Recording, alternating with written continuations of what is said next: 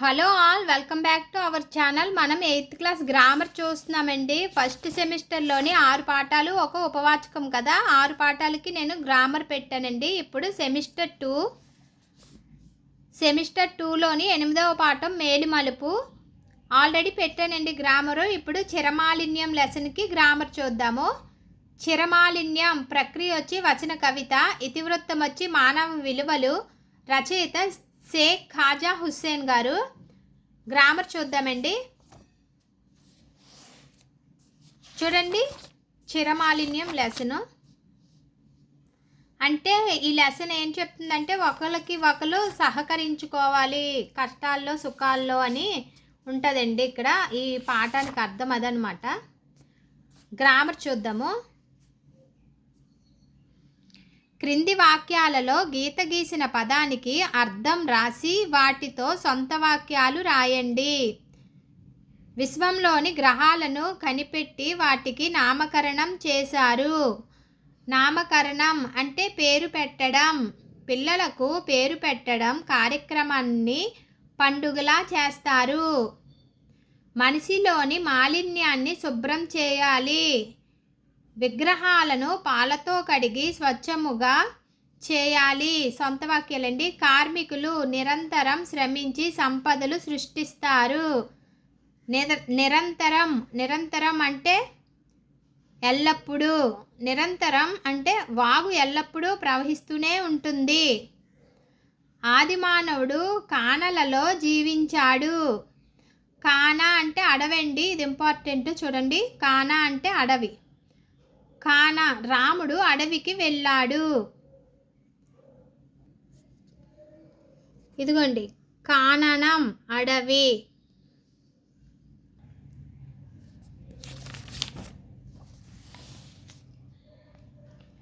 ఇప్పుడు చూడండి, గీత గీసిన పదాలకు పర్యాయ పదాలు రాయండి. నింగి ఆకాశం, గగనం, దివి. ధరణి ధరణి, భూమి, పుడమి, నేల. ఆకులు పత్రము, దళము, పర్ణము. సాగరము సముద్రం, కడలి, అంబుది. నెక్స్ట్ అండి, ప్రకృతి వికృతులు. గృహము, గీము, సముద్రము, సంద్రం, రాజు, రేడు. ఇవి ప్రకృతి వికృతులండి. నెక్స్ట్ చూడండి, ఇక్కడ చిన్న యాక్టివిటీ అయితే పిల్లలకి ఇచ్చారు. ఆకి సంబంధించి చూడండి, క్రింది పదాలకు అర్థాలు పెట్టెలో ఉన్నాయి. వాటిని అకారాది క్రమం ఆధారంగా గుర్తించి రాయండి. అకారాది క్రమం అంటే ఆ తర్వాత ఆ, రు తర్వాత రు, ఈ తర్వాత ఈ, అలాగా రాయమంటున్నారు అనమాట. ఆకి చూడండి మాలిన్యం ఉన్నది కదా, ఆ తర్వాత ఆ వస్తే మలినం. అర్థాలు రాయమంటున్నారు. అర్థాలు మాలిన్యంకి అర్థం మలినం. రు తర్వాత రు కదా. నామకరణం పేరు పెట్టడం, నిర్మించడం, కట్టడం.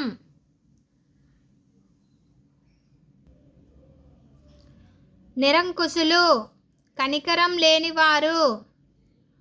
బృందగానం కలిసి పాడడం, అవతరించుట, పుట్టుట, విగ్రహం. చూడండి, బొమ్మ.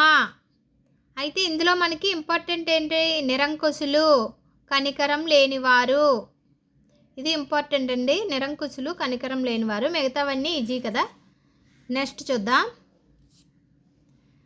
ఇవే ఇక్కడ రాశారండి. వ్యాకరణాంశాలు. క్రింది పదాలను విడదీసి సంధి పేర్లను రాయండి. పంచామృతం, పంచ ప్లస్ అమృతం.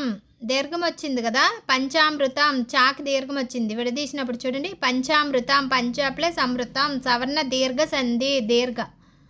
రాజ్యం ఏర్పాటు, రాజ్యము ప్లస్ ఏర్పాటు. ఊకి అచ్చొచ్చింది, ఉత్వ సంధి. ఉత్తరాంధ్ర, ఉత్తర ప్లస్ ఆంధ్ర. సవర్ణ దీర్ఘ సంధి, రాక్ దీర్ఘం వచ్చింది. ఉర్రూతలూగించు, ఉర్రూతలు ప్లస్ ఊగించు, ఉత్వ సంధి. ఊకి అచ్చొచ్చింది. చూడండి నెక్స్ట్ విగ్రహవాక్యం.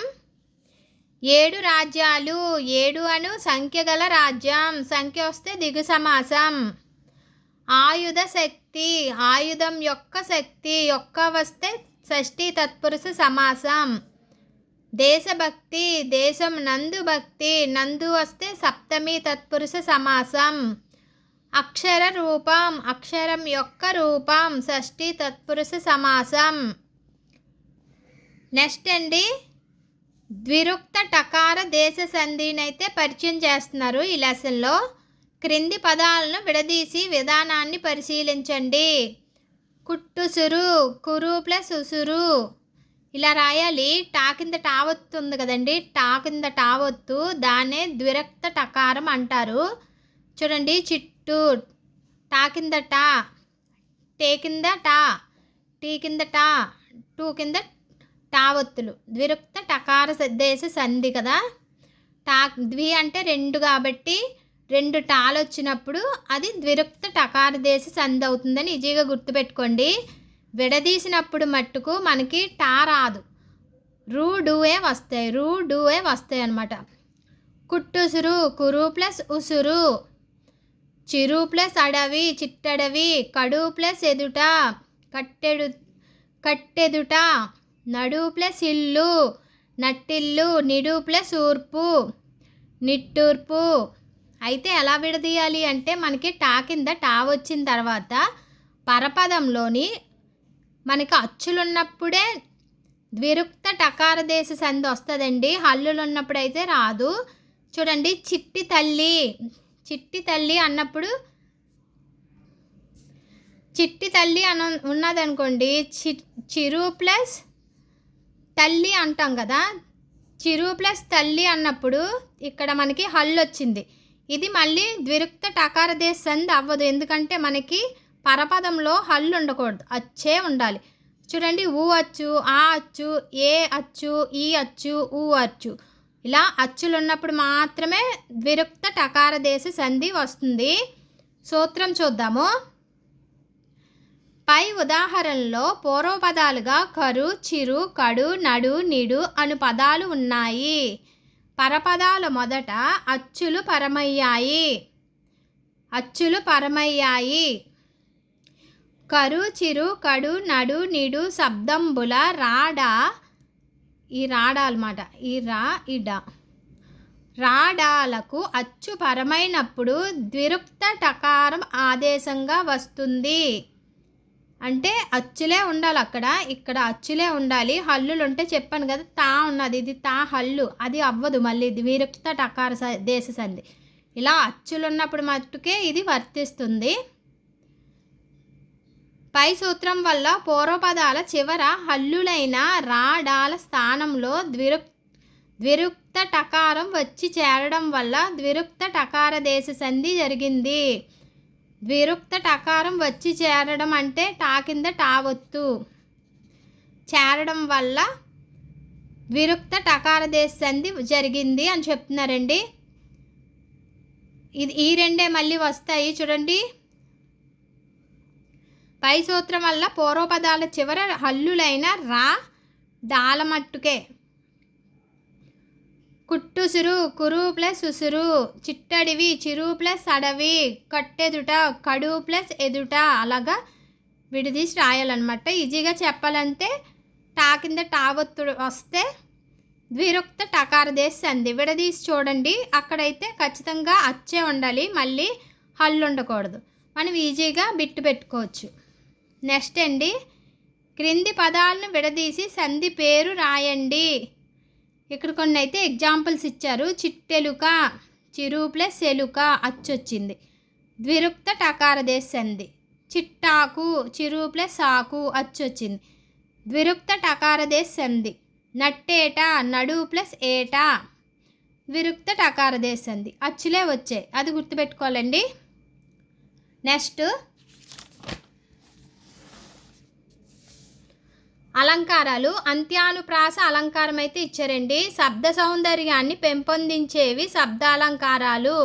శబ్దాలంకారాల్లో ఒకటైన అంత్యానుప్రాస అలంకారం గురించి తెలుసుకుందాం. ముందు లెసన్లో అయితే మనం అతిశయోక్తి అలంకారం చూసాం కదండి. చూడండి, అతిశయోక్తి అలంకారం వచ్చి అర్ధాలంకారము, ఇక్కడ వచ్చి మనకి శబ్దాలంకారం అని చెప్తున్నారు. అంత్యానుప్రాస అలంకారం శబ్దాలంకారం అనమాట, గుర్తుపెట్టుకోవాలి. ఇది ఏదైనా ఒకటి ఇచ్చి ఇది శబ్దాలంకారమా అర్ధాలంకారమా అని అడిగే ఛాన్స్ కూడా ఉంటాయి కదా క్వశ్చన్స్. మనం ఏంటి ఎక్కడ శబ్దాలంకారాలు అని పెట్టి అక్కడ ఈ అంత్యానుప్రాస అలంకారము అలా మిగతావన్నీ రాసుకోవాలన్నమాట. అర్ధాలంకారాలు అని చెప్పి అతిశయోక్తి అలంకారం అని రాసుకోవాలి. అప్పుడు బిట్టి అయితే ఈజీగా మీరు పెట్టగలరు ఆన్సరు. శబ్ద సౌందర్యాన్ని పెంపొందించేవి శబ్దాలంకారాలు.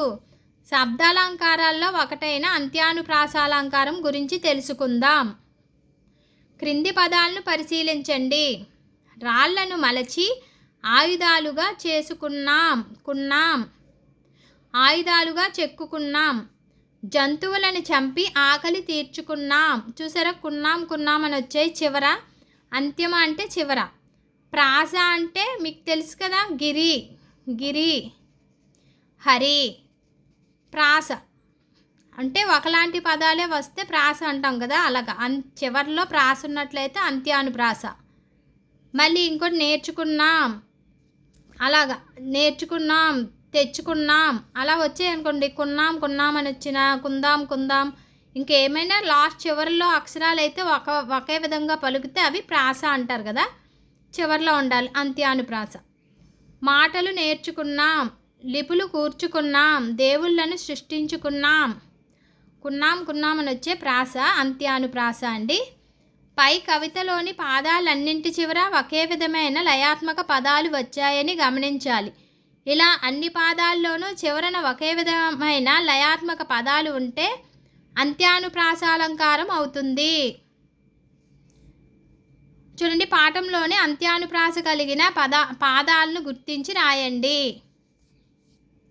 పాఠంలోని ఉన్నాయండి, చాలా ఉన్నాయి అంత్యానుప్రాసాలు. అయితే చూపిస్తాను.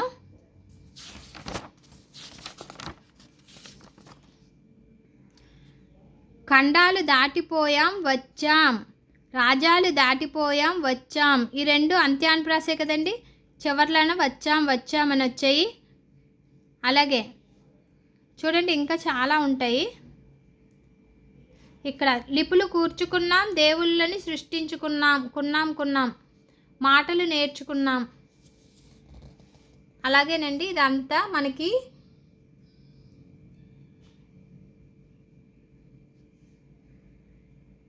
ఇక్కడ కూడా కున్నాం అని వచ్చింది. రాళ్ళని మలచి ఆయుధాలు చెక్కుకున్నాం, సాటి జంతువులను చంపి ఆకలి తీర్చుకున్నాం. ఇలాగా లాస్ట్ పదాలు ఒకటైతే అంత్యానుప్రాస అలంకారం అవుతుందండి. అయిపోయాయండి గ్రామర్ అయితే లెసన్కి. నెక్స్ట్ లెసన్ వచ్చి మనకి నాటి చదువు గ్రామర్ నెక్స్ట్ వీడియోలో చూద్దాము. Bye friends.